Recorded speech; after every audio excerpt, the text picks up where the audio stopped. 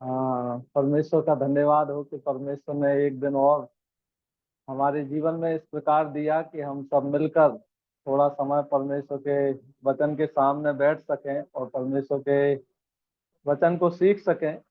ये हमारे लिए जो सौभाग्य दतिया की प्रेसिडेंट असेंबली के द्वारा मिला, सभी जिम्मेदार भाइयों के लिए हम परमेश्वर का धन्यवाद देते हैं। साथ ही साथ भाई रीडिंग कर रहे हैं, उनके लिए भी परमेश्वर का धन्यवाद देते हैं।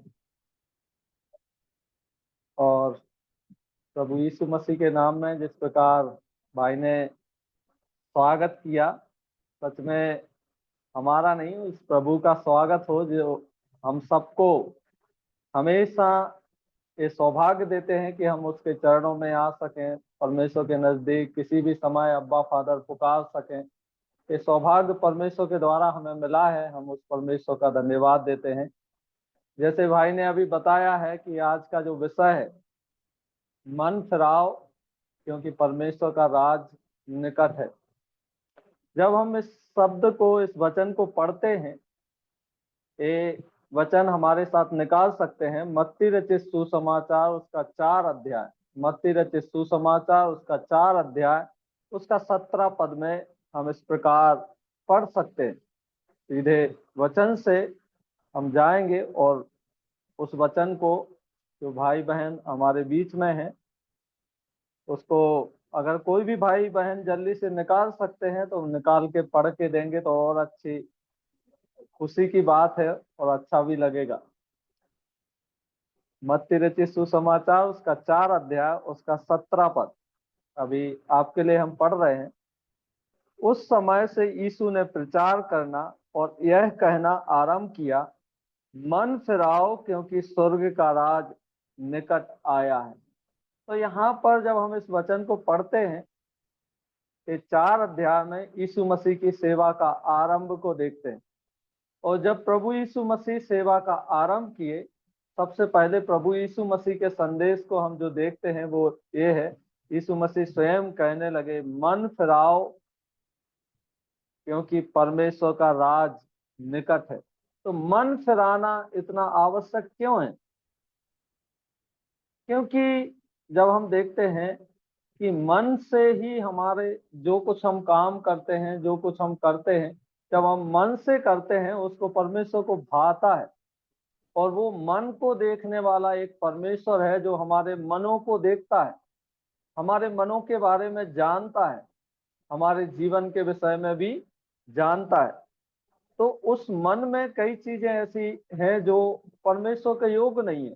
इसलिए प्रभु यीशु मसीह सबसे पहले यही प्रचार करना शुरू किए। एक तो बात ये हम यहाँ पे देखते हैं। दूसरी बात, एक और महत्वपूर्ण बात इसमें हम परमेश्वर के वचन में पढ़ते हैं, वो है इसके पहले अध्याय में, तीसरे अध्याय में उसके पहले और दूसरे पद को हम पढ़ेंगे तो वहां से समझ सकते हैं। इसी मत्ती रचित सुसमाचार उसका 3 अध्याय उसका पहला और दूसरा पद, उन दिनों में यूहन्ना बपतिस्मा देने वाला आकर यहूदिया के जंगल में यह प्रचार करने लगा, मन फिराओ क्योंकि स्वर्ग का राज निकट आ गया है। तो यहाँ पर जो प्रभु यीशु मसीह इस प्रचार को कर रहे हैं, इससे पहले यूहन्ना बपतिस्मा देने वाले इसी बात को लोगों को समझा रहे थे। उसी से जुड़े हुए संदेश को हम देखते हैं, प्रभु यीशु मसीह आगे इस संदेश को दे रहे हैं।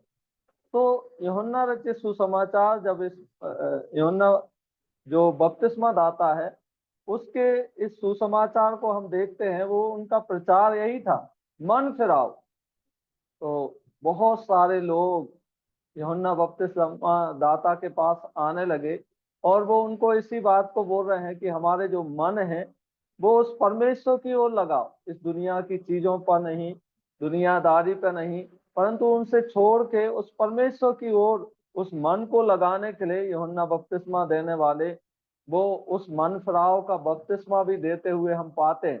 बहुत बड़ी भीड़ यूहन्ना बपतिस्मा देने वाले के पास आती है और वो उनको साफ साफ इसी एक चेतावनी के साथ इस संदेश को लोगों के बीच में देते हैं और वो बता रहे हैं कि मन फिराओ क्योंकि परमेश्वर का राज निकट आ गया है। तो यहाँ पर हम साफ रूप से देखते हैं यीशु मसीह का जो संदेश है, यूहन्ना बपतिस्मा देने वाले भी इसी संदेश को लेकर लोगों के बीच में आते हैं और यीशु मसीह वहीं से शुरुआत करते हैं।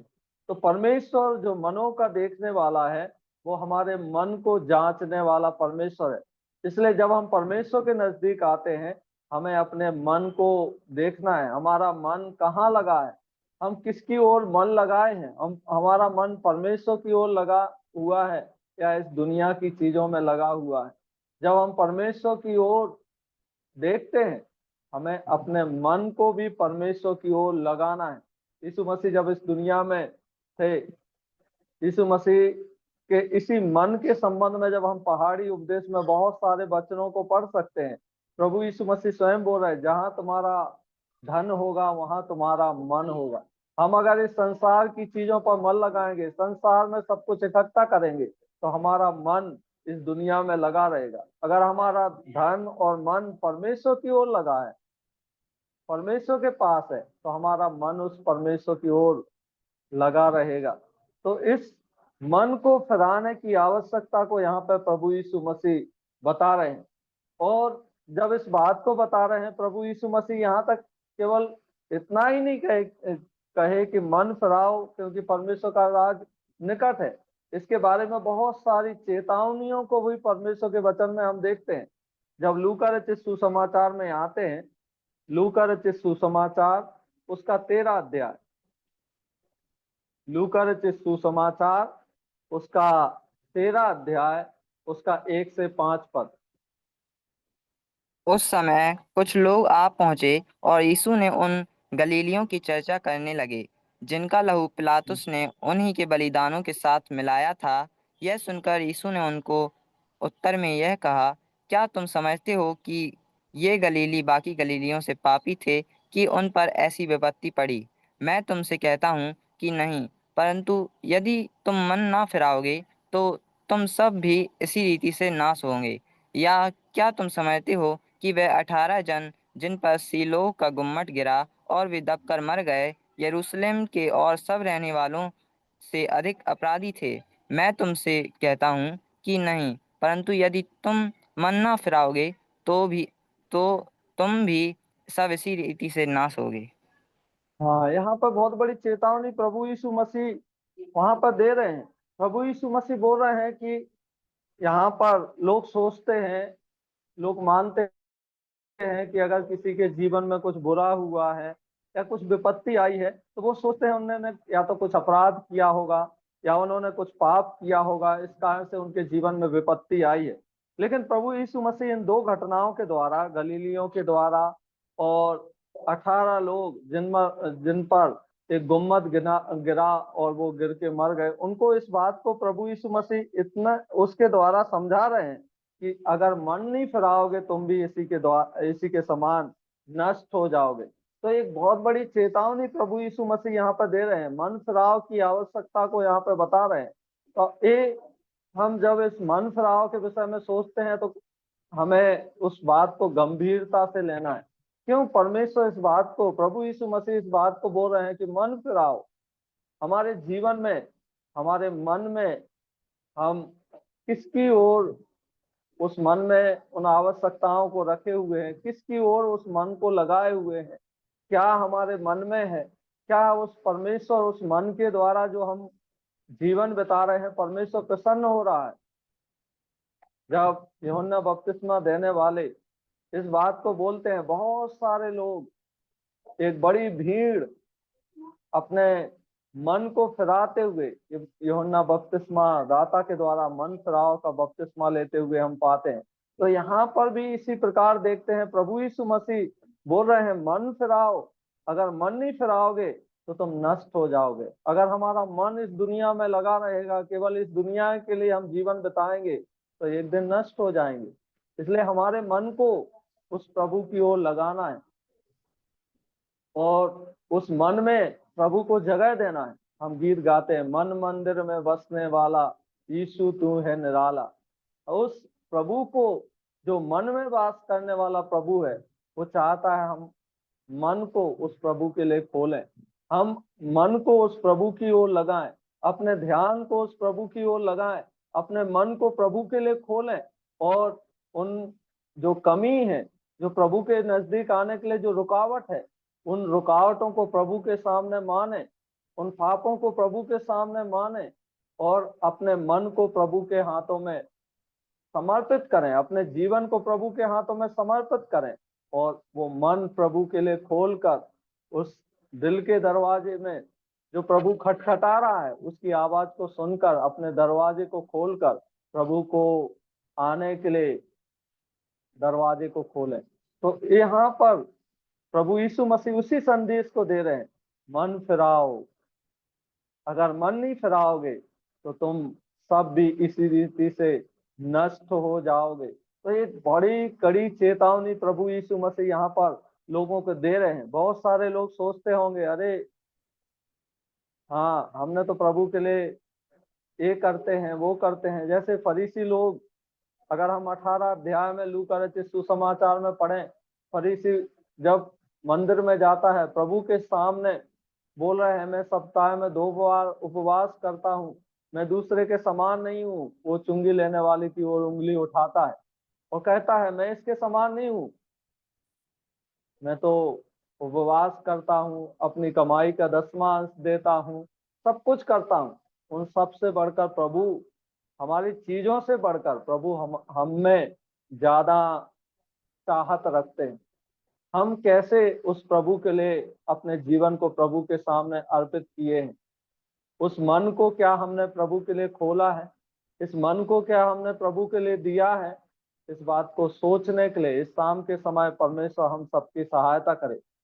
इसके अलावा पतरस जब प्रचार करना शुरू किए, उनके संदेश में भी इस शब्द को हम पाते हैं। प्रेरितों के काम उसका 2रा अध्याय, प्रेरितों के काम उसका 2रा अध्याय उसका 38 पद।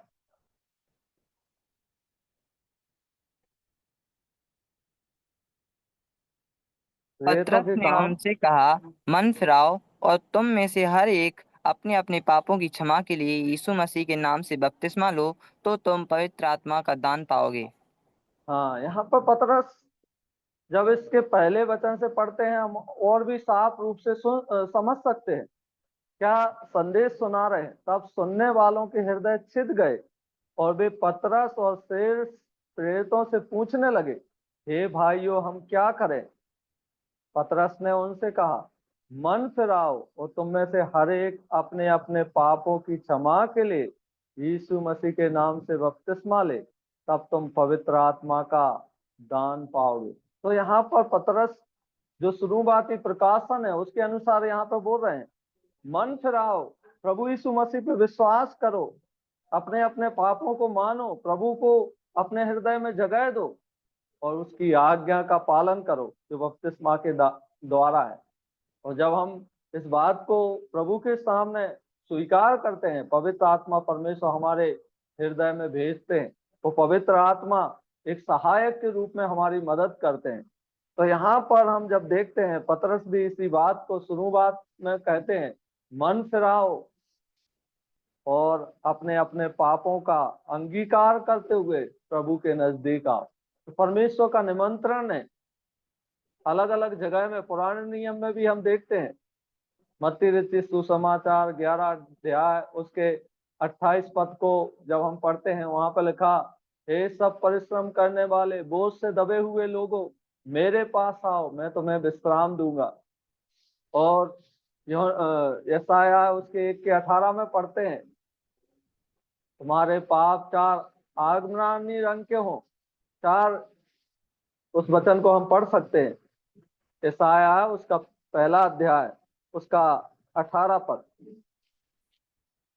आओ हम आपस में वाद विवाद करें, तुम्हारे पाप चाहे लाल रंग के हों तो भी हिम के समान उजले हो जाएंगे, चाहे आसमानी रंग के हों तो भी वे ऊन के समान श्वेत हो जाएंगे। तो यहाँ पर भी परमेश्वर बुला रहा है, आओ हम आपस में वाद विवाद करें। प्रभु हमें निमंत्रण दे रहा है, मेरे पास आओ।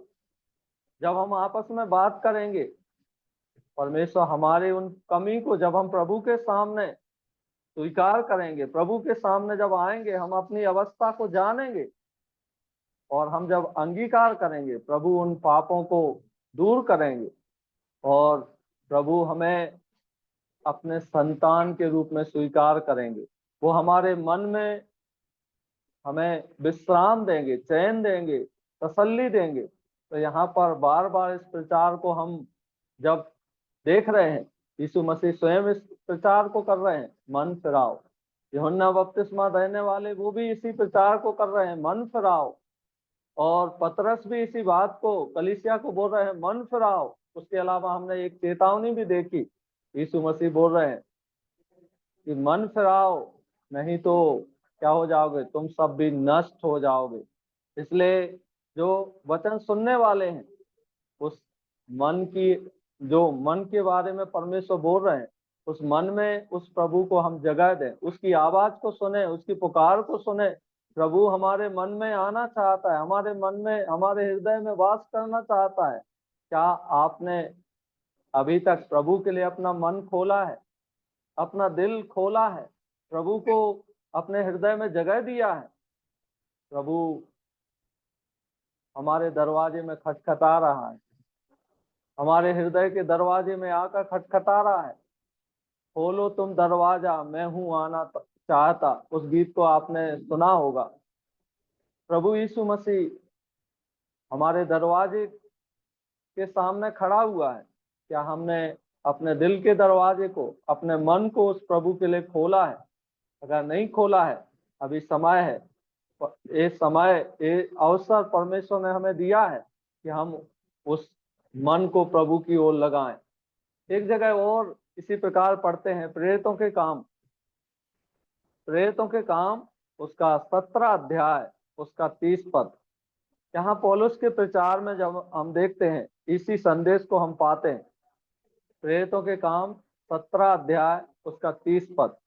इसलिए परमेश्वर ने अज्ञानता के समयों पर ध्यान नहीं दिया, पर अब हर जगह सब मनुष्यों को मन फिराने की आज्ञा देता है। जब हम इस वचन को पढ़ते हैं, यहाँ पर एक साफ रूप से संदेश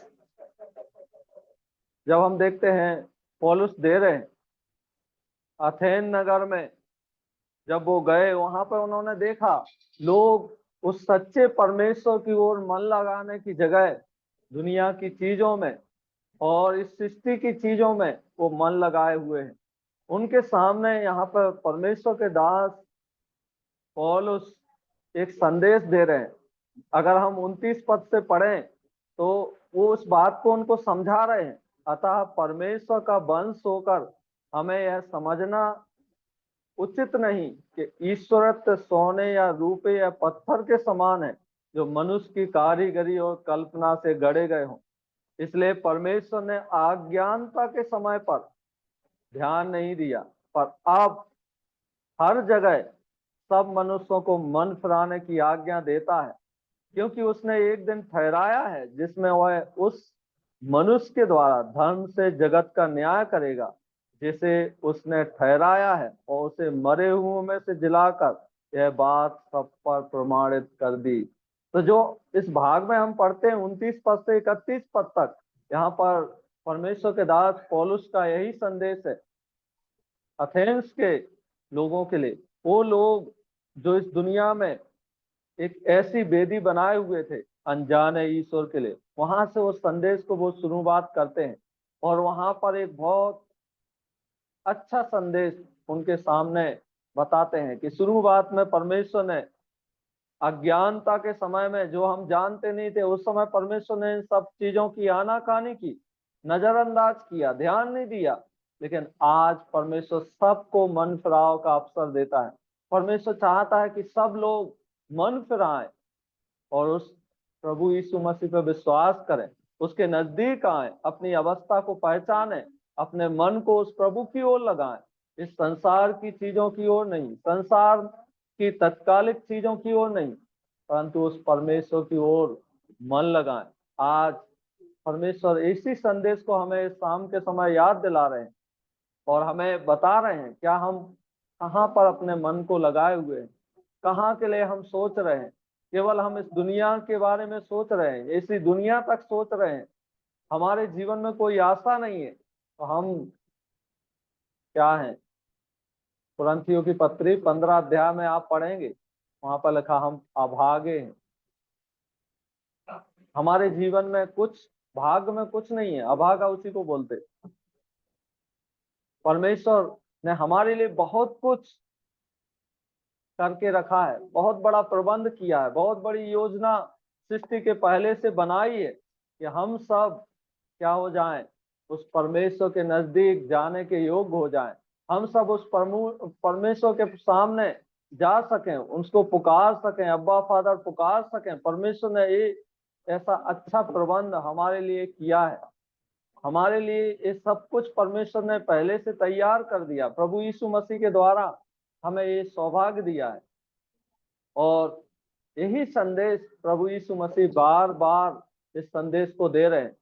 इसके अलावा जब हम पहाड़ी उपदेश में देखते हैं, वहां पर भी इसी संदेश को प्रभु यीशु मसीह किस प्रकार प्रस्तुत करते हैं। मत्ती रचित सुसमाचार उसका 8 अध्याय, मत्ती रचित सुसमाचार 5 अध्याय का 8 पद और 3 पद। मत्ती रचित सुसमाचार 5 अध्याय का 8 पद और 3 पद। धन्य है वे जिनके मन शुद्ध हैं, क्योंकि वे परमेश्वर को देखेंगे। 3 पद भी। धन्य है वे जो मन के दीन है, क्योंकि स्वर्ग का राज्य उन्हीं का है। हाँ, यहाँ दोनों जगह परमेश्वर इस बात को बता रहे हैं, धन्य है जो मन के दीन है। जो दीन है उनके लिए परमेश्वर का राज क्या है, उनके लिए तैयार है। वो राज के भागीदार हैं। उनके लिए परमेश्वर ने राज को तैयार किया है, जो मन के दीन है। और 8 पद में लिखा, जिनके मन शुद्ध हैं वो परमेश्वर को देखेंगे। तो उसके राज्य में जब जाएंगे, हम उस प्रभु के साथ होंगे, उन्हें देखेंगे आमने सामने। एक बहुत अच्छी संगति हमें हमें मिलेगी। आज हम बिना देखे उस प्रभु की आराधना करते हैं, लेकिन एक दिन आमने सामने होकर उस परमेश्वर की उस मनोहरता को देखते हुए हम उस परमेश्वर की महिमा करेंगे, उसकी जय जयकार करेंगे, उसकी तारीफ करेंगे, उसकी बड़ाई करेंगे। तो यहाँ पर लिखा, धन्य है वे जो मन के दीन है, स्वर्ग का राज उन्हीं का है। धन्य है वे जिनके मन शुद्ध हैं, वे परमेश्वर को देखेंगे। तो ये मन परमेश्वर हमारे जीवन से चाहता है। उस मन को हम किस प्रकार लगाए हुए हैं, इस मन के महत्व के विषय में बाइबल बार बार हमें याद दिलाती है। एक भाग को और जब हम आगे पढ़ते हैं, लूका रचित सुसमाचार, लूका रचित सुसमाचार उसका 15 अध्याय, उसका 7 पद और 10 पद। मैं तुमसे कहता हूँ कि इसी रीति से एक मन फिराने वाले पापी के विषय में भी स्वर्ग में इतना ही आनंद होगा, जितना कि 99 ऐसे धर्मियों के विषय नहीं होता, जिन्हें मन फिराने की आवश्यकता नहीं। और उसके अलावा 10 पद भी। मैं तुमसे कहता हूँ कि इसी रीति से एक मन फिराने वाले पापी के विषय में परमेश्वर के स्वर्गदूतों के सामने आनंद होता है। हाँ, यहाँ पर 2 जगह, यहाँ पर प्रभु यीशु मसीह किस बात के लिए बता रहे, कोई भाई बता सकते? क्या चीज यहाँ पर प्रभु यीशु मसीह बोल रहे हैं? 2 दृष्टांतों को यहाँ पर प्रभु यीशु मसीह बताते हैं। उन 2 दृष्टांतों में से प्रभु यीशु मसीह, एक दृष्टांत है जिसकी 100 भेड़ें थी, उसमें से एक खो गई, और वो एक जब मिल जाती है, वो बड़े आनंद के साथ अपने पड़ोसियों को बुलाते हैं और खुशी और आनंद मनाते हैं। और उसके विषय में प्रभु यीशु मसीह यहाँ पर 7वें पद में बोलते हैं, जब वो मिल जाती है तो क्या होते हैं, वो सब आनंद कर रहे हैं। और यहाँ पर उसी से एक सच्चाई को प्रभु यीशु मसीह बता रहे हैं 7 पद में, मैं तुमसे कहता हूँ इसी रीति से एक मन फिराने वाले पापी के विषय में भी स्वर्ग में उतना ही आनंद होगा, जितना कि 99 ऐसे धर्मियों के विषय में नहीं, जिन्हें मन फिराने की आवश्यकता नहीं। जब एक भेड़ मिल जाती है, उनको बहुत आनंद होता है। उस व्यक्ति को बहुत आनंद है, चरवाहे को बहुत आनंद है कि उनको एक जो खोई हुई भेड़ है वो मिल गई है। उसी प्रकार जब एक मन फिराता है एक व्यक्ति, स्वर्ग में बड़ा आनंद होता है। तो जब हम अपने मन को उस प्रभु की ओर लगाते हैं, हम अपनी कमी को प्रभु के सामने मानते हैं, अपने अवस्था को प्रभु के सामने अंगीकार करते हैं, उस समय स्वर्ग में आनंद होता है। यहाँ पर हम साफ रूप से उसमें पढ़ते हैं, इसी रीति से एक मन फिराने वाले पापी के विषय में भी स्वर्ग में इतना ही आनंद होगा। जैसे एक व्यक्ति को जो खोई हुई भेड़ मिल जाती है, वो बहुत आनंद और खुशी मना रहे हैं, उसी प्रकार जब हम अपने मन को प्रभु की ओर लगाते हैं, स्वर्ग में आनंद होता है कि एक व्यक्ति और स्वर्ग का भागीदार हो गया, एक व्यक्ति और क्या हो गए, प्रभु के संतान हो गए। आज जब हम प्रभु के सामने हैं, हम क्या उस स्वर्ग में आनंद कराने वाले हैं, हमारे कारण उस स्वर्ग में आनंद होता है। कितनी खुशी की बात है। यहाँ पर दूसरे जो 10 पद में हमने पढ़ा, मैं तुमसे कहता हूं इसी रीति से मन फिराने वाले पापी के विषय में परमेश्वर के स्वर्गदूतों के सामने आनंद होता है। अब यहाँ पर केवल स्वर्ग में आनंद ही नहीं होता है, एक और सच्चाई प्रभु बोल रहे हैं। किसके द्वारा? एक स्त्री के पास, जिनके पास कितने सिक्के थे? 10 सिक्के थे। 10 में से एक खो जाता है और वो एक सिक्का मिल जाता है। वो अपनी क्या है, पड़ोसियों को बुला के आनंद मना रहे हैं। आज के समय में सिक्के की वैल्यू नहीं है। आज के समय में हम सिक्के के महत्व को नहीं जान सकते, क्योंकि उस समय जो जब ये वचन लिखा गया, उस समय उसका बहुत महत्व था। आज के समय में लाखों करोड़ों रुपए के बराबर वो सिक्के की कीमत को हम देख सकते हैं। अगर एक अचानक से कुछ किसी को जो जरूरत में है, उसको 10,000 मिल जाए, 5,000 और 20,000 मिल जाए, हमें कितना आनंद होगा कि हाँ, इस परेशानी में है, इस भाई ने, इस बहन ने हमारे लिए ऐसी अवस्था में हमारी मदद किया। अब यहाँ पर जब उनको वो खोया हुआ सिक्का मिल गया, वो बहुत खुश हो गए, आसपास में बुला के और वो उस आनंद को मनाते हैं। अब यहाँ पर एक सच्चाई को प्रभु यीशु मसीह बोल रहे हैं कि जब एक पापी मन फिराता है, स्वर्ग में स्वर्गदूतों के साथ क्या होता है? आनंद होता है। स्वर्गदूतों के सामने आनंद होता है। तो केवल हम स्वर्ग में आनंद मनाने वाले नहीं, परंतु उन स्वर्गदूतों के सामने आनंद मनाने वाले हैं। जब हम मन फिराते हैं, हमारे कारण उस स्वर्ग में आनंद होता है। हमारे कारण स्वर्गदूतों के साथ उनके सामने खुशी मनाई जाती है। ये भाई, ये बहन प्रभु को ग्रहण किए, प्रभु को अपने जीवन को दिए, अपने मन को फिराए, उस प्रभु की ओर लगाए हैं। तो हमारे कारण जिन्होंने यीशु मसीह को व्यक्तिगत उद्धारकर्ता के रूप में स्वीकार किया, उनके कारण स्वर्ग में आनंद मनाया जाता है। हम उस स्वर्ग में आनंद मनाने वाले हैं। हम कई बार जन्मदिन पर बहुत खुशी मनाते हैं, जन्मदिन के समय, लेकिन हमारा जब नया जन्म होता है, उस समय स्वर्ग में आनंद होता है। इस अध्याय में एक और महत्वपूर्ण बात, एक और दृष्टांत प्रभु यीशु मसीह बोल रहे हैं। वो तीसरा दृष्टांत है उड़ाऊ पुत्र का दृष्टांत, जो हमारे जीवन में लागू होता है। हम कई बार हम भी इसी दुनिया में मन लगा देते, जिस प्रकार इस उड़ाऊ पुत्र ने लगाया। पिता से संपत्ति छीना, लिया, मांगा और इस दुनिया की चीजों में उड़ा दिया।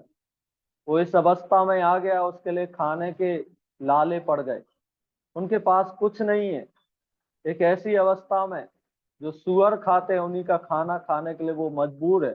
उस समय वो आपे में आता है, उस अवस्था को पहचानता है और सोचता है, इससे अच्छा है कि हम अपने पिता के पास जाएं। जो अवस्था में हम हैं, उससे कई गुना अच्छे क्या है, हमारे घर में नौकर चाकर हैं। हमारे पिता के घर में बहुत सारे नौकर चाकर हैं, उनके लिए अच्छे से खाना मिलता है। और वो वापस मुड़ता है, अपने घर वापस आता है।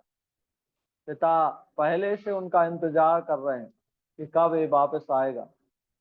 जितना उतावला ये पिता से मिलने के लिए है, उससे बढ़ के पिता भी इंतजार कर रहे हैं, उतावले हैं कि मेरा बेटा वापस आएगा। और जब वो वापस आते हैं, उनको बिना देखे, उनकी अवस्था को बिना देखे, सीधे वो दौड़ के उनको गले लगाते हैं। वो इस तीसरे दृष्टांत में हम देखते हैं उस आनंद को, उस पिता के आनंद को हम यहाँ पे देख सकते हैं। वो कितना आनंदित होता है जब उसका बेटा उसके पास वापस आता है, जब उसकी बेटी प्रभु के पास वापस आती है। हमारा प्रभु बहुत आनंदित होता है, हमारा पिता बहुत आनंदित होता है। और यहाँ पर एक बेटा है जिसको आनंद नहीं है। वो आखिरी में 31 और 32 पद पढ़ेंगे, हम समझ सकते हैं। 31 और 32 पद, लूका रचित सुसमाचार उसका 15 अध्याय, उसका 31 और 32 पद। उसने उससे कहा, पुत्र, तू सर्वदा मेरे साथ है और जो कुछ मेरा है वह सब तेरा ही है। परंतु अब आनंद करना और मगन होना चाहिए, क्योंकि यह तेरा भाई मर गया था, फिर जी गया है, खो गया था, अब मिल गया है। हाँ, यहाँ पर देखते हैं वो अपने उस बेटे को समझा रहे हैं जो उनके साथ पहले से था।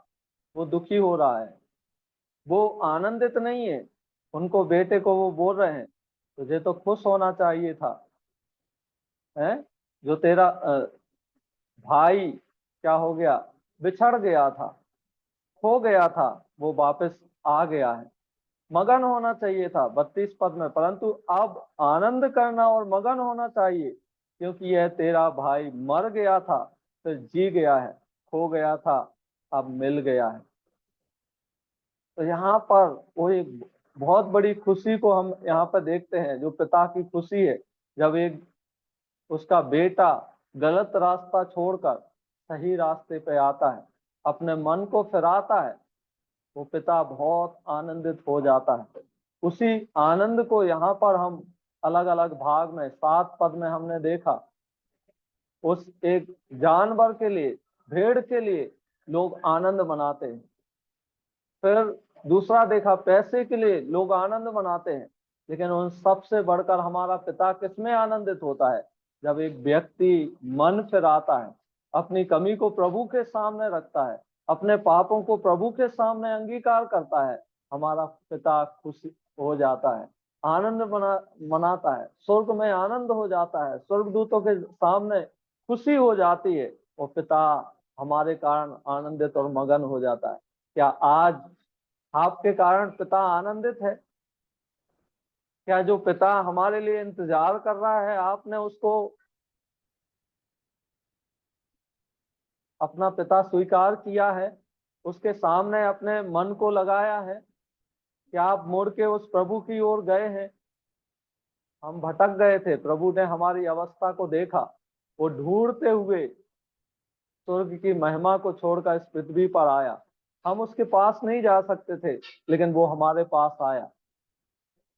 जिस प्रकार हम देखते हैं, अंधकार ज्योति के पास नहीं जा सकता, लेकिन ज्योति इस दुनिया में क्या है, अंधकार के बीच में आई।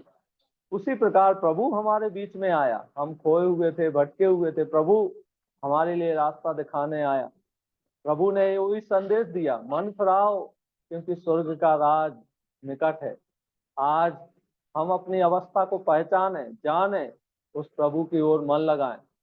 इसके अलावा अभी जो 7वीं बात, जो कलीसिया के लिए एक बहुत बड़ी चेतावनी को देखते हैं। पहली बात हमने देखा, यीशु मसीह स्वयं प्रचार करते हैं इसके बारे में। दूसरा हमने देखा, यूहन्ना बपतिस्मा दाता प्रचार कर रहे हैं। तीसरी बात को हमने देखा, यीशु मसीह एक चेतावनी दे रहे हैं 13 अध्याय में। चौथी बात को हमने देखा, पतरस का प्रचार, इसी बात के लिए उन्होंने प्रचार किया। पांचवी बात हमने देखा, पौलुस ने भी इसी बात के बारे में प्रचार किया। छठवीं बात को हमने देखा, यीशु मसीह दृष्टांतों के द्वारा उस बात को समझा रहे हैं कि मन फिराव की आवश्यकता कितने महत्वपूर्ण है। क्यों मन फिराना है? क्योंकि उसके द्वारा स्वर्ग में आनंद होता है, स्वर्गदूत खुशी मनाते हैं। पिता आनंदित हो जाता है, मगन हो जाता है जब एक व्यक्ति, एक भाई और बहन उस प्रभु की ओर मुड़ते हैं, अपने मन को प्रभु की ओर लगाते हैं। सातवीं बात, सबसे महत्वपूर्ण बात कलीसिया के लिए हम यहाँ पर देख सकते हैं, प्रकाशित वाक्य उसका 2 अध्याय उसका 5 पद। प्रकाशित वाक्य उसका 2 अध्याय उसका 5 पद। इसलिए स्मरण कर कि तू कहाँ से गिरा है, और मन फिरा हम्म, और पहले के हम्म, समान काम कर। और यदि तू हम्म, मन ना फिराएगा तो मैं तेरे हम्म। पास आकर तेरी दीवट को उसके स्थान से हटा दूंगा। हाँ, यहाँ पर प्रभु यीशु मसीह कौन सी कलीसिया को बोल रहे हैं? इफिसुस की कलीसिया को। हाँ, थैंक यू भाई। इफिसुस की कलीसिया के लिए प्रभु यीशु मसीह बोल रहे हैं कि स्मरण कर कि तू कहाँ से गिरा है। हम प्रभु यीशु मसीह पर एक बार विश्वास कर लेते हैं, प्रभु को अपना व्यक्तिगत उद्धारकर्ता के रूप में स्वीकार कर लेते हैं, अपने मन को पहले प्रभु को दे देते हैं, उसके बाद भी हमारे जीवन में कुछ ऐसी चीजें आ सकती हैं जो प्रभु को पसंद नहीं है, क्योंकि हमारा शरीर अभी भी पाप में है। हमारी आत्मा का उद्धार हो गया, दिन प्रतिदिन हमारा प्राण का उद्धार होता रहता है, लेकिन हमारा जो संपूर्ण उद्धार, इस शरीर का उद्धार कब होगा? जब प्रभु यीशु मसीह आएंगे। इसलिए इस शरीर में जो इस शरीर की जो अभिलाषाएं हैं वो हमारे जीवन में हावी होने लगती हैं, कई बार हमें गिराने की कोशिश करते हैं। हमारे शरीर की जो अभिलाषाएं हैं हमारे आत्मा के ऊपर हावी होती हैं। उस अवस्था में हम कई बार गिर सकते हैं, लेकिन उस अवस्था में हमें गिरे नहीं रहना है, परंतु उस अवस्था में हमें अपने प्रभु की ओर देखना है, प्रभु से क्षमा मांगना है। यहाँ पर वही संदेश कलीसिया के लिए संदेश है, इफिसुस की कलीसिया के लिए। इसलिए स्मरण कर कि तू कहाँ से गिरा है, मन फिरा और पहले के समान काम कर। यदि तू मन ना फिराएगा तो मैं तेरे पास आकर तेरी दीवट को इस स्थान से हटा दूंगा। यहाँ पर प्रभु यीशु मसीह बहुत कड़ी चेतावनी इफिसुस की कलीसिया को दे रहे हैं। अगर मन नहीं फिराएंगे तो क्या होंगे? प्रभु उस वहां से उस दीवट को हटा देगा, उस कलीसिया को वहां से हटा देगा। तो परमेश्वर चाहता है कलीसियाई रूप में भी एक विश्वासी के जीवन में, अगर हम पाप के साथ जीवन बिताते हैं, प्रभु के न्याय को हम अपने जीवन में स्वयं लेके आ रहे हैं। जब हम प्रभु भोज में शामिल होते हैं वहां पर भी वही एक कड़ी चेतावनी को वहां पर पाते हैं। जो अनुचित रीति से प्रभु की रोटी खाए या उसके कटोरे में से पिए, वो उसके कारण क्या होगा? प्रभु के उस न्याय को अपने जीवन में सामना करेगा। और वहां पर उस न्याय के विषय में जब हम देखते हैं तो में से कई निर्बल हैं, कई रोगी भी हैं, कई सो भी गए। तो कितनी गंभीरता के साथ इस जीवन को हमें बिताना है। हमने प्रभु को व्यक्तिगत उद्धारकर्ता के रूप में स्वीकार किया है, प्रभु को अपने पिता के रूप में हम प्रार्थना करके संबोधित करते हैं। क्या हम उस पिता के आज्ञा के अनुसार जीवन बिता रहे हैं? यहाँ पर एक बहुत बड़ी चेतावनी प्रभु कलीसिया को दे रहे हैं, बोल रहे मन फिराओ, तुम कहाँ गिरे हो, कहाँ तुम्हारे जीवन में कमी आई है। उस अवस्था को पहचान के प्रभु की ओर एक बार फिर मुड़ने के लिए। इसी 3 अध्याय के 3 पद में भी एक बार फिर सरदिस की कलीसिया को भी इसी प्रकार के संदेश को हम देखते हैं। 3 का 3। इसलिए स्मरण कर कि तूने किस रीति से शिक्षा प्राप्त की और सुनी थी, और उसमें बना रह और मन फिरा। और यदि तू जागृत ना रहेगा तो मैं चोर के समान आ जाऊंगा, और तू कदापि ना जान सकेगा कि मैं किस घड़ी तुझ पर आ पड़ूंगा। हाँ, यहाँ पर बोल रहे हैं, प्रभु यीशु मसीह बोल रहे हैं, मन फिरा, जागृत रहे, क्योंकि मैं चोर के समान किस घड़ी आ जाऊंगा तुझे पता भी नहीं चलेगा। है, हमारे प्रभु कब आ जाएंगे हमें पता नहीं है। प्रभु ने बोला जागते रहो, तैयार रहो। प्रभु यीशु मसीह कभी भी हमें लेने के लिए आ सकते हैं। इसलिए उस तैयारी के साथ जीवन बिताने के लिए परमेश्वर हमारे जीवन से चाहता है। तो यहाँ पर हम इस संदेश के द्वारा केवल इस सारे संसार के लिए संदेश नहीं है, सारे संसार के केवल उनके लिए नहीं है, उनके लिए भी ये संदेश है जिन्होंने प्रभु को व्यक्तिगत उद्धारकर्ता के रूप में स्वीकार किया है। प्रभु उनके लिए भी यही बात बोल रहे हैं, मन फिराओ, एक बार फिर अपने जीवन को समर्पित करो।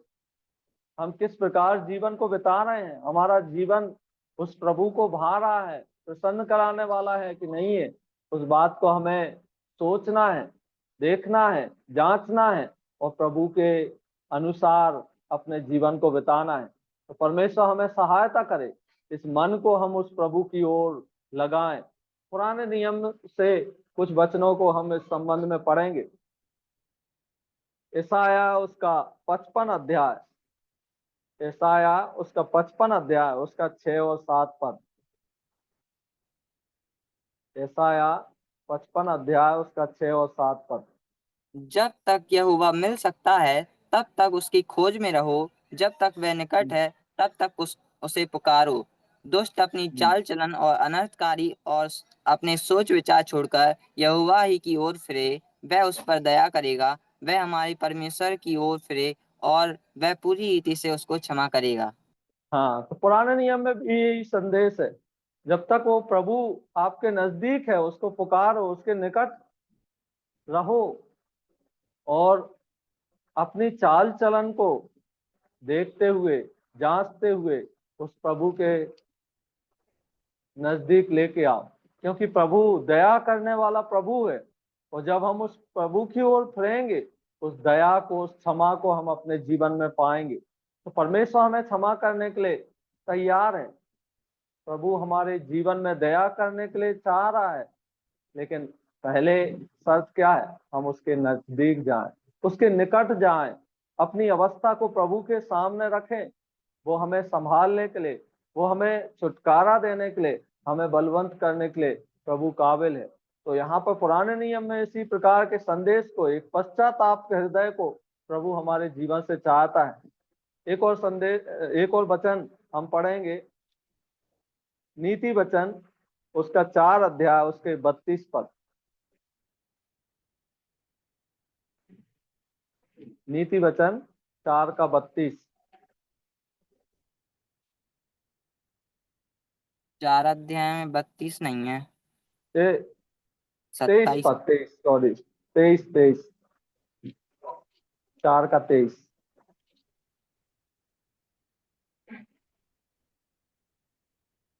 सबसे सब अधिक अपने मन की रक्षा कर, क्योंकि जीवन का मूल स्रोत वही है। तो यहाँ पर इस वचन को भी हम देखते हैं, बुद्धिमान राजा सुलेमान इस बात को बता रहे हैं कि सबसे अधिक अपने मन की रक्षा कर। तो इस मन को हमें केवल एक बार प्रभु के सामने फिराने की आवश्यकता नहीं है, उसकी रक्षा भी करना है। यहाँ पर उस बात को बुद्धिमान राजा सुलेमान इस बात को बोल रहे हैं, अपने मन की रक्षा कर, क्योंकि जीवन का मूल स्रोत यही है। उसके अलावा प्रभु उन अपने मन के अनुसार लोगों को ढूंढने वाला और अलग करने वाला और उनको देखने वाला परमेश्वर है। पहला सामुएल उसका 16 अध्याय, उसका 7 पद। पहला सामुएल 16 अध्याय, उसका 7 पद। परंतु यहोवा ने शमूएल से कहा, ना तो उसके रूप पर दृष्टि कर और ना उसके कद की ऊंचाई पर, क्योंकि मैंने उसे अयोग्य जाना है। क्योंकि यहोवा को देखना मनुष्य का सा नहीं है। मनुष्य तो बाहर का रूप देखता है, परंतु यहोवा की दृष्टि मन पर रहती है। हाँ, यहाँ पर जब हम देखते हैं, यहाँ पर किस घटना को देखते हैं, यहाँ पर जब सामुएल क्या जाते वहां पर जाते हैं अभिषेक करने के लिए, तो उनके बहुत सारे और भी भाई लोग थे। उन भाइयों में जब ऐसे को हम देखते हैं, जो दाऊद का पिता है, अपने बड़े बड़े बेटों को उनके सामने भेज रहे हैं और आखिरी में वो उनसे बोल रहे हैं, जब सबको बुलाया, परमेश्वर ने बोला इनको नहीं, इनको नहीं, तो फिर क्या परमेश्वर बोल रहे हैं कि उसकी कैसे उनकी स्थिति को देखना है, वो 7 पद में हम देखते हैं। ना तो उसके रूप पर दृष्टि कर, ना उसके कद की ऊंचाई पर, क्योंकि मैंने उसे अयोग्य जाना है। क्योंकि यहोवा का देखना मनुष्य का सा नहीं, परंतु जो मनुष्य तो बाहर का रूप देखता है, परंतु यहोवा की दृष्टि मन पर रहती है। तो हमारे मन को देखने वाला एक परमेश्वर है, उस पर दृष्टि रखने वाला एक परमेश्वर है। वो चाहता है हम अपने मन को क्या उसके योग बिताएं, अपने मन को उस प्रभु के सामने रखें, अपनी अवस्था को प्रभु के सामने रखें। तो यहाँ पर प्रभु यीशु मसीह जो संदेश दिए नए नियम में, पुराने नियम में इस अवस्था को कई जगह कई वचनों में हम देख सकते हैं। तो ये जो मन है, जब हम फिराते हैं, वो उस मन के द्वारा हम परमेश्वर के राज्य के सहभागी होते हैं। एक जगह और जब भविष्य के विषय में प्रभु यीशु मसीह बता रहे थे, लूका रचित सुसमाचार उसका 17 अध्याय उसका 20 और 21 पद। लूका रचित सुसमाचार उसका 17 अध्याय उसका 20 और 21 पद। जब फरीसियों ने उससे पूछा कि परमेश्वर का राज्य कब आएगा, तो उसने उनको उत्तर दिया, परमेश्वर का राज्य प्रकट रूप में नहीं आता, और लोग यह ना कहेंगे कि देखो यहाँ है या वहाँ है, क्योंकि परमेश्वर का राज्य तुम्हारे बीच में है। हाँ, यहाँ पे प्रभु यीशु मसीह बोल रहे हैं परमेश्वर का राज तुम्हारे बीच में है। तो ये किन के लिए बोल रहे हैं? विश्वासियों के लिए। परमेश्वर का राज उनके बीच में होता है जहां पर परमेश्वर की आत्मा विश्वासियों के अंदर होती है। तो परमेश्वर का राज जो प्रकट रूप से अभी नहीं आया है, वर्तमान की स्थिति को यहाँ पर बताया गया। वर्तमान में वो परमेश्वर का जो राज है वो उन लोगों के बीच में होता है जो परमेश्वर के लोग हैं। पवित्र आत्मा के द्वारा परमेश्वर अपने राज्य को, उस विस्तार को बढ़ा रहे हैं।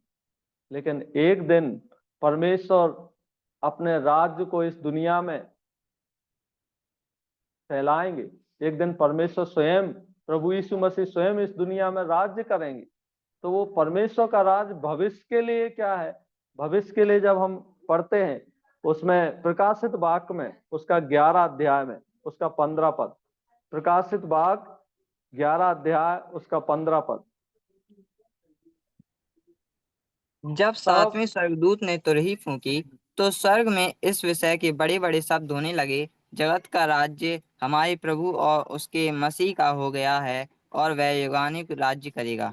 हाँ, यहाँ पर देखते हैं प्रभु यीशु मसीह जब देखते हैं इस दुनिया में राज्य करेंगे, उस समय एक बहुत बड़ी पुकार होगी। उस समय परमेश्वर स्वयं हमारे प्रभु के द्वारा इस दुनिया में राज करेंगे। और वहां के भविष्य के विषय में यहाँ पर लिखा है, जगत का राज हमारे प्रभु का और उसके मसीह का हो गया, वह युगान युग राज्य करेंगे। तो आज जो वर्तमान में है, परमेश्वर अपने लोगों के बीच में राज्य करते हैं।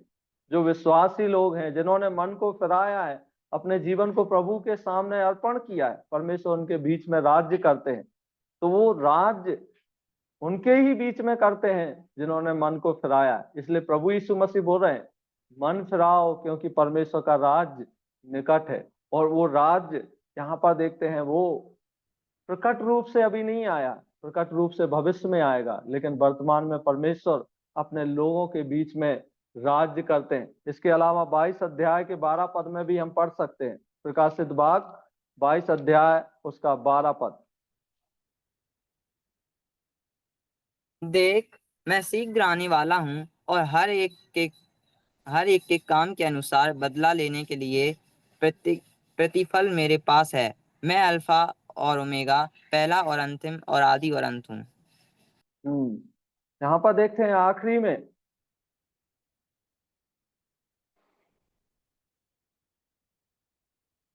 प्रभु यीशु मसीह स्वयं बोल रहे हैं, देख मैं शीघ्र आने वाला हूँ और हर एक के काम के अनुसार बदला देने के लिए प्रतिफल मेरे पास है। तो यहाँ पर देखते हैं प्रभु यीशु मसीह जब आएंगे, राज्य करेंगे, वो एक प्रतिफल के साथ इस दुनिया में आने वाले हैं। क्या हम और आप उस प्रभु के लिए कुछ तैयार करके रखे हैं? हमने प्रभु के लिए क्या सहा है, प्रभु के लिए हमने क्या किया है, उसका प्रतिफल प्रभु जब आएंगे अपने राज में उसको दिया जाएगा। तो यहाँ पर केवल साधारण बातों में जब हम देखते हैं, परमेश्वर ने हमें मन फिराव का अवसर दिया, हमने मन को फिराया है, उस प्रभु के लिए हम कैसा जीवन बिता रहे हैं। प्रभु अपने वचन के द्वारा अलग अलग अपने दासों के द्वारा इस सच्चाई को हमारे जीवन में प्रकट किए। यीशु मसीह ने स्वयं इस सच्चाई को प्रकट किया और कई चेतावनी के द्वारा हमने देखा प्रभु यीशु मसीह इस बात को, इस महत्व को बता रहे हैं कि मन फिराओ, अगर मन नहीं फिराओगे तो तुम नष्ट हो जाओगे। पतरस के द्वारा हमने देखा मन फिराओ, प्रभु यीशु मसीह के नाम से उस बपतिस्मा को लो। और उसके अलावा पौलुस के द्वारा देखा परमेश्वर ने पहले के समय में आनाकानी की, जब हम उस बात को जानते नहीं थे प्रभु ने नजरअंदाज उस बात को कर दिया। लेकिन जब हम उस बात को जानते हैं, उस मन फिराव के योग जीवन जीने के लिए परमेश्वर हमारी सहायता करे, हम अपने मन को उस प्रभु की ओर लगाएं। और उसके अलावा हमने प्रकाशित वाक्य में देखा प्रभु इफिसुस की कलीसिया के लिए इस बात को बोलते हैं, स्मरण कर तू कहाँ गिरा है, मन फिरा, नहीं तो परमेश्वर उस दीपक को वहां से, उस दीवट को परमेश्वर वहां से अलग कर देंगे। उसके अलावा पुराने नियम से हमने कुछ चेतावनियों को देखा और परमेश्वर ने सामुएल को इस बात को बोला, मनुष्य के अनुसार परमेश्वर देखता नहीं है, परमेश्वर की दृष्टि मन पर रहती है। राजा दाऊद को मन के अनुसार परमेश्वर ने चुना, उस परमेश्वर ने उसके मन को देखा और अपनी महिमा के लिए उसे इस्तेमाल किया। हम अपने मन को किस प्रकार उस परमेश्वर की ओर लगाए हैं, हम जांचें, अपने जीवन को पहचानें, हमारी कैसी अवस्था है, प्रभु और हमारे बीच में एक व्यक्तिगत रिश्ता किस प्रकार हमने बनाया है, उस बात को जांचते हुए अपने जीवन को बिताने के लिए परमेश्वर हम सबकी सहायता करे। हमने ये भी देखा कि परमेश्वर का राज है आज प्रकट रूप से नहीं है, लेकिन परमेश्वर अपने लोगों के बीच में पवित्र आत्मा की उपस्थिति के द्वारा राज्य करता है। लेकिन भविष्य में परमेश्वर संपूर्ण रूप से इस दुनिया में राज करेगा, लेकिन उस समय के लिए तैयार होने के लिए, सचेत रहते हुए जीवन बिताने के लिए इस समय में परमेश्वर हमारे जीवन से चाहता है। क्योंकि प्रभु जब राज्य करेगा एक प्रतिफल के साथ इस दुनिया में राज करेगा। जो कुछ हमने प्रभु के लिए किया है उसका प्रतिफल हमें मिलेगा। इसलिए तैयारी के साथ प्रभु के लिए कुछ जीवन, ऐसा जीवन बिताएं ताकि हम प्रभु के सामने जब जाएं खाली हाथ नहीं जाएं, परंतु कुछ प्रभु के सामने इस दुनिया में कमा कर प्रभु के लिए कुछ करके जाएं, ताकि जब हम प्रभु के सामने खड़े हों हम वो आनंद, वो खुशी मना सकें। परमेश्वर इस वचन के द्वारा हम सबकी सहायता करे, उसके नाम की महिमा, उसके नाम की बड़ाई हमारे जीवन के द्वारा हो सके। और